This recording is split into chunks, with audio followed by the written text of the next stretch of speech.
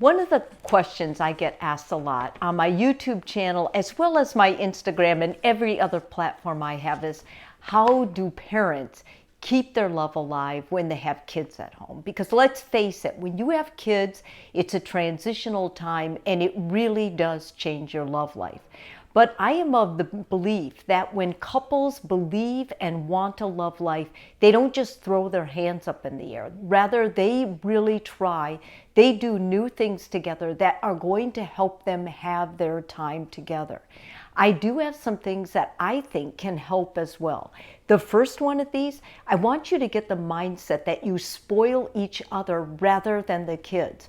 Why? Because when the couple is united and they're spending their extra attention and time to spoil their partner, getting little things they know their partner will like or taking care of them in another way, instead of doting on the kids end up growing up feeling more secure and safe.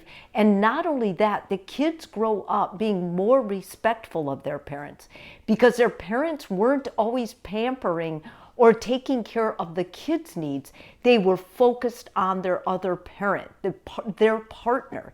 And this gave kids a sense that the parents are together. You can see how this could translate to when they grow up as adults, they're going to be better partners to their significant other. Secondly, keep dating. I know I've said this over and over. Date nights are really important. I'm not even talking about a date night. I'm talking about dating. When the two of you were dating, when you first met, you spent time together talking. When those kids get to bed, you guys think of something you can do, whether it's cuddling up on the couch or fixing pancakes late at night so you can stay up talking. Or maybe it's something as simple as going in the backyard and enjoying some appetizers or whatever, or just holding each other and talking like you used to when you were dating before you were married. A lot of times when people are married, they start taking each other for granted. You can't allow that to happen, because the minute you start taking each other for granted and you stop dating them, that's when more conflict arises and more problems with communication in the marriage. Thirdly, touch each other more. You know, according to studies, when couples are dating, they touch each other all the time, and there's a lot less conflict, a lot less arguing. When you have kids, it seems like you stop touching each other. It's very important you go back to that. Hold hands, rub each other's neck, ruffle up each other's hair, whatever it is, and let your kids see you touching.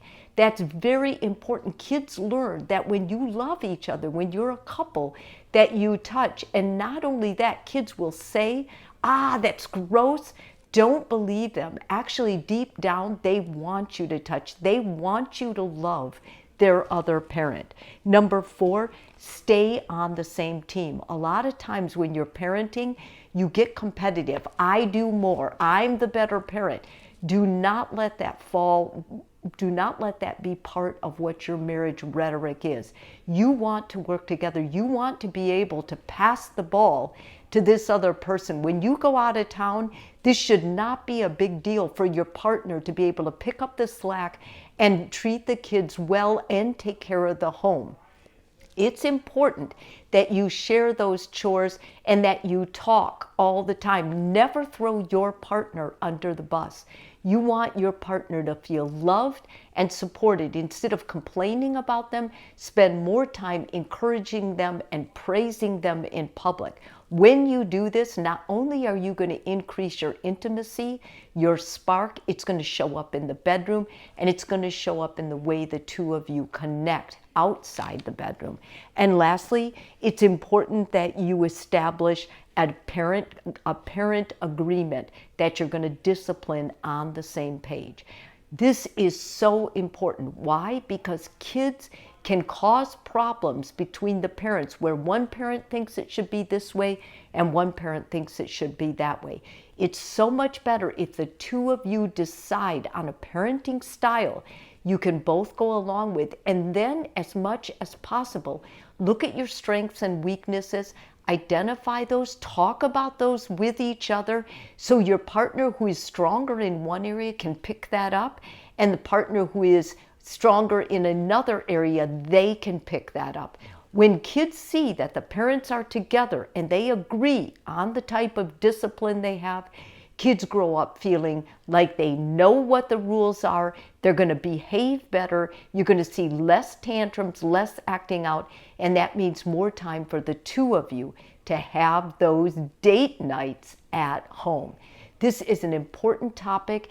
Embrace romance even when you're married. I hear so many people saying the sex is gone after marriage. This should never be true. And if it's true in your marriage, it's important you watch this video together and you start acting out, practicing some of these tips that I offer in this video.